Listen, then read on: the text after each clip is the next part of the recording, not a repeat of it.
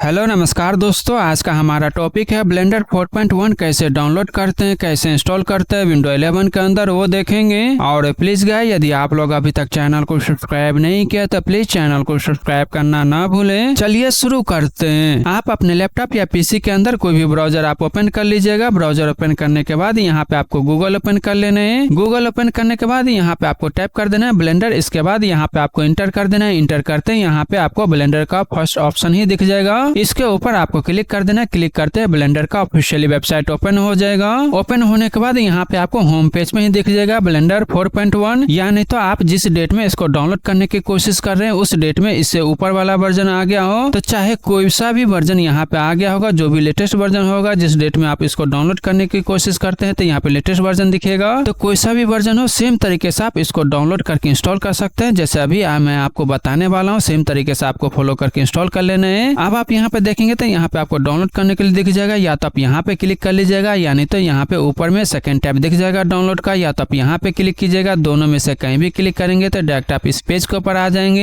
यहाँ आने के बाद अब आप यहाँ पे देखेंगे तो यहाँ से डायरेक्ट आप EXE डाउनलोड कर सकते हैं। यानी तो आप यहाँ पे क्लिक करेंगे तो यहाँ पे इस तरह से लिस्ट ओपन हो जाएगा। यहाँ से डायरेक्ट आप EXE डाउनलोड कर सकते हैं। पोर्टेबल चाहिए तो यहाँ से कर सकते हैं। मैक्रो स्टोर से डाउनलोड करना है तो यहाँ से कर सकते हैं। मैक के लिए चाहिए, लिनक्स के लिए चाहिए, स्टीम से करना चाहते हैं तो यहाँ से कर सकते हैं। तो यहाँ पे आपको मल्टीपल दिख जाएगा। विंडो का EXE डाउनलोड करने के लिए आपको क्या करना है, डायरेक्ट यहाँ पे क्लिक कीजिएगा, यानी तो आप यहाँ पे क्लिक कीजिएगा। दोनों में से कहीं से भी क्लिक कर दीजिएगा तो डायरेक्ट EXE डाउनलोड हो जाएगा। इस तरह से आपके केस में भी ऑटोमेटिक डाउनलोड होना शुरू हो जाएगा। या नहीं तो आपके केस में भी इस तरह से विंडो ओपन हो जाएगा। आपको पूछेगा कहाँ पे सेव करना है, तो आप अपने हिसाब से यहाँ पे 5 सेलेक्ट कर लीजिएगा, जहाँ पे भी EXE को आप सेव करना चाहते हैं। उसके बाद आपको क्या करना है, यहाँ पे सेव पे क्लिक कर देना है। क्लिक करते हैं, इस तरह से आपके केस में भी EXE डाउनलोड हो जाएगा। डाउनलोड कंप्लीट होने के बाद आपको क्या करना है, उस फोल्डर के अंदर जाना है जहाँ आपने इसको सेव किया, वहाँ पे आपको इस तरह से EXE दिख जाएगा। अब आपको क्या करना है, इस EXE के ऊपर आपको राइट क्लिक करना है। इसके बाद यहाँ पे आपको दिख जाएगा प्रॉपर्टी, इसके ऊपर आपको क्लिक कर देना है। क्लिक करते हैं, इस तरह से विंडो ओपन हो जाएगा। अब मान लीजिए यदि आपके केस में भी यहाँ पर अनब्लॉक दिखता है तो आपको क्या करना है, इसको टिक मार्क कर देना है। इसके बाद आपको अप्लाई पे क्लिक कर देना है। यदि आपके केस में यहाँ पर अनब्लॉक नहीं दिखता है तो आपको क्या करना है, ओके करके बाहर आ जाना है। अब हम इसको इंस्टॉल करेंगे, लेकिन इंस्टॉल करने से पहले एक चीज मैं आपको यहाँ पे बता देना चाहता हूँ। ये जो लेटेस्ट वर्जन है ये केवल 64 बिट के ऑपरेटिंग सिस्टम में ही काम करता है। यदि आपके केस में 32 बिट का ऑपरेटिंग सिस्टम होगा तो आपके केस में ये इंस्टॉल नहीं होगा। इसलिए आप 32 बिट का ऑपरेटिंग सिस्टम में इसको इंस्टॉल करने की कोशिश मत कीजिएगा।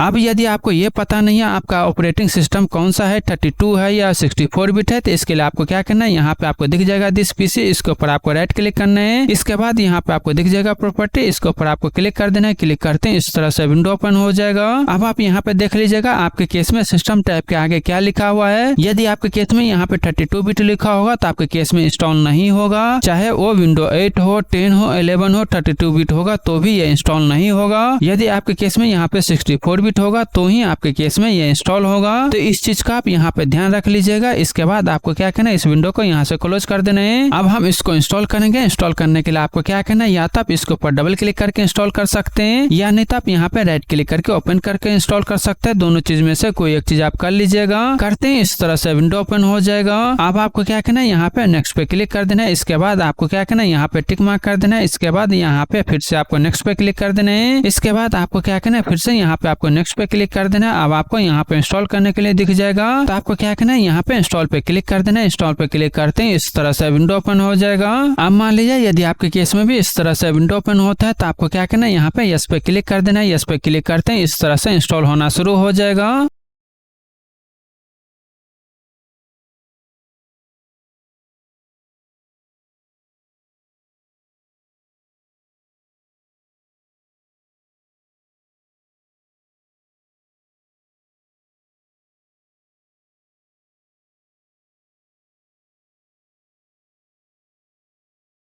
इंस्टॉलेशन कंप्लीट होने के बाद इस तरह से ये वाला विंडो कंप्लीटेड लिखा हुआ आ जाएगा। अब आपको क्या करना है, यहाँ पे फिनिश पे क्लिक कर देना है। क्लिक करते हैं, इंस्टॉलेशन कंप्लीट हो जाएगा। अब यदि आप इस EXE को कहीं और सेव करके रखना चाहते हैं तो आप रख सकते हैं, यानी तो इसको आप यहाँ से डिलीट करना चाहते हैं तो यहाँ से आप इसको डिलीट भी कर सकते हैं। अब हम चेक करेंगे जो इंस्टॉल किए हैं प्रॉपर काम करता है या नहीं करता है। इसके लिए आपको क्या करना है, इसको ओपन करके चेक कर लेना है। ओपन करने के लिए आपको क्या करना है, या तो आप यहाँ पे देखेंगे शॉर्टकट आइकन होगा, या तो आप यहाँ पे क्लिक करके ओपन कर सकते हैं, या नहीं तो आप यहाँ पे सर्च करके करके भी ओपन कर सकते हैं। दोनों में से कहीं से भी क्लिक करके आपको इसको ओपन कर लेना है। क्लिक करते हैं इस तरह से विंडो ओपन हो जाएगा। आप देख रहे हैं विदाउट कोई एरर ये ओपन हो चुका है। अब आप यहाँ पे देखेंगे तो यहाँ पे आपको दिख जाएगा इंपोर्ट करने के लिए। यदि आप पुराना वर्जन यूज कर रहे थे उसका सेटिंग आप इंपोर्ट करना चाहते तो यहाँ से इंपोर्ट कर सकते हैं। यदि नया प्रोजेक्ट आप क्रिएट करना चाहते तो यहाँ पे न्यू सेटिंग दिख जाएगा। तो यहाँ से आप लैंग्वेज सेलेक्ट कर सकते हैं। आपको कौन सा लैंग्वेज चाहिए यहाँ से सेलेक्ट कर सकते हैं। ब्लेंडर का शॉर्टकट कैसा चाहिए यहाँ से सेलेक्ट कर सकते हैं। सिलेक्शन किधर चाहिए, लेफ्ट चाहिए राइट चाहिए, यहाँ से सेलेक्ट कर सकते हैं। यहाँ पे आप इस तरह से सेलेक्ट कर सकते हैं। इसके बाद यहाँ पे थीम कैसा चाहिए यहाँ पे आप अपने हिसाब से सेलेक्ट कर सकते हैं। इसके बाद सेव न्यू सेटिंग के ऊपर आपको क्लिक कर देना है। क्लिक करते हैं इस तरह से विंडो ओपन हो जाएगा।